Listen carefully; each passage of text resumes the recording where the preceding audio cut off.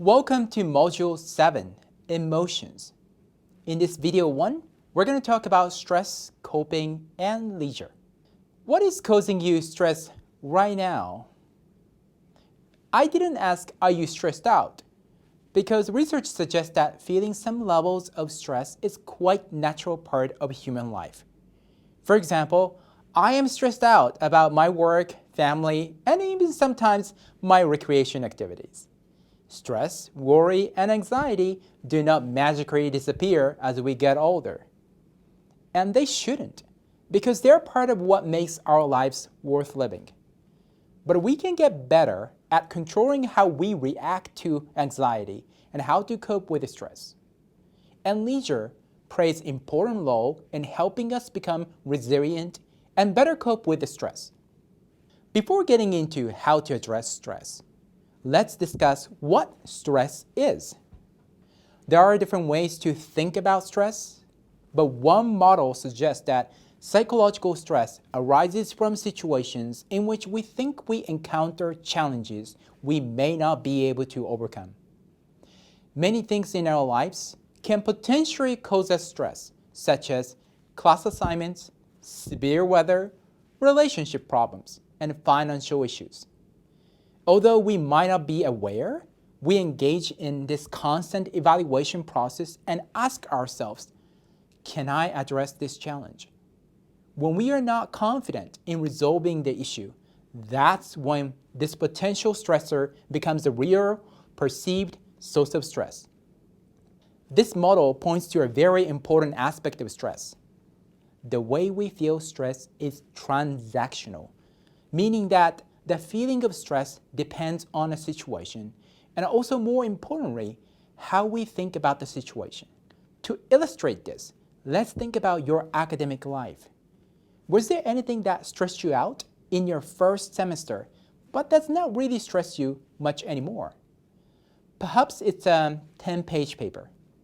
At first, you might have thought that it's too long and there's no way you can finish it. But after some experiences, now you know that you can address this challenge. So our confidence in the extent to which we can successfully cope with stress matters. This is sometimes called coping beliefs and is distinguished from actual coping strategies. Coping beliefs are our perception as to our chance to overcome stressors, as well as our thoughts about resources available for stress coping, such as social support. Coping strategies are actual techniques, whether they are our thoughts or our behaviors, that we utilize in stressful situations to reduce stress level. The fact that you are here, being a student at the University of Alberta, means that you have overcome many potential and perceived stressors, whether you were aware of doing so or not. Let's take a moment to write down 3 major things that you coped with over the past 1 month.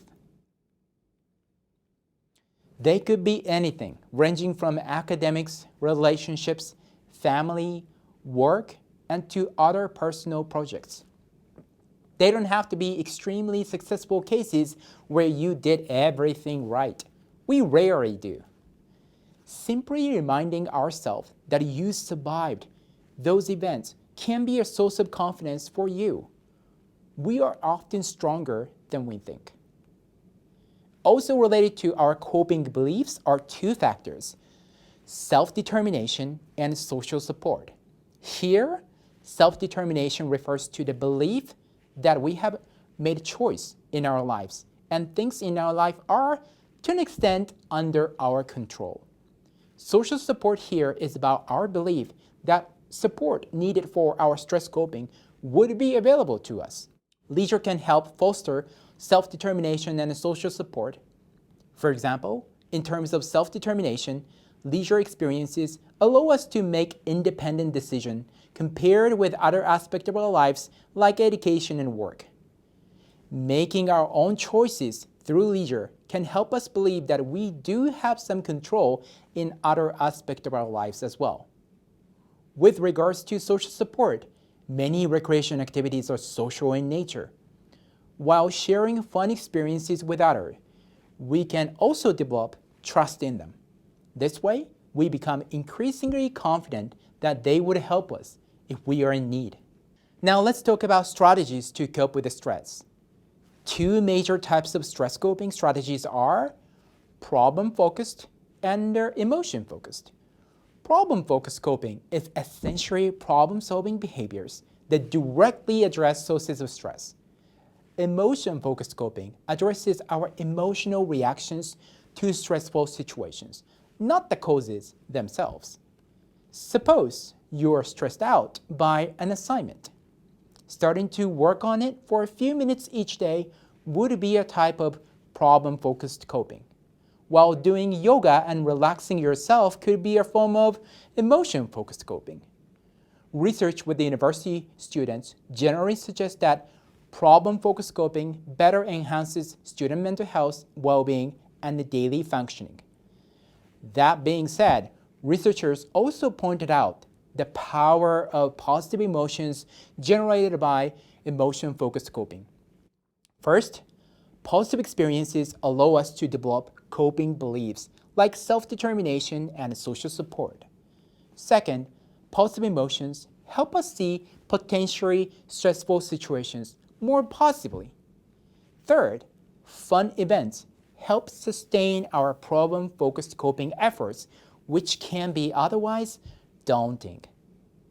Beyond problem-focused and emotion-focused typology, research also identifies three types of leisure-based coping strategies: mood enhancement, palliative coping, and companionship. Mood enhancement is to use leisure experiences to generate positive emotions, which can counteract negative effects of stress. Palliative coping is to use leisure to distract ourselves from stressful situations and take a mental break from our coping efforts. Companionship is to share enjoyable leisure experiences with others and to potentially receive actual support from them. These leisure-based coping strategies have been also linked to less negative emotions and greater well-being among university students. So far, we have discussed the meaning of stress, coping beliefs, and different coping strategies, including some strategies related to leisure.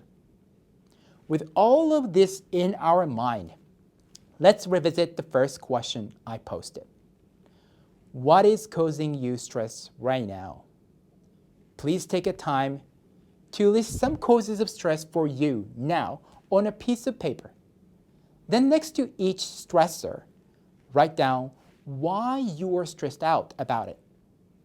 Thinking about why helps us to be clearer about the exact causes of stress and facilitates us to formulate our coping strategies.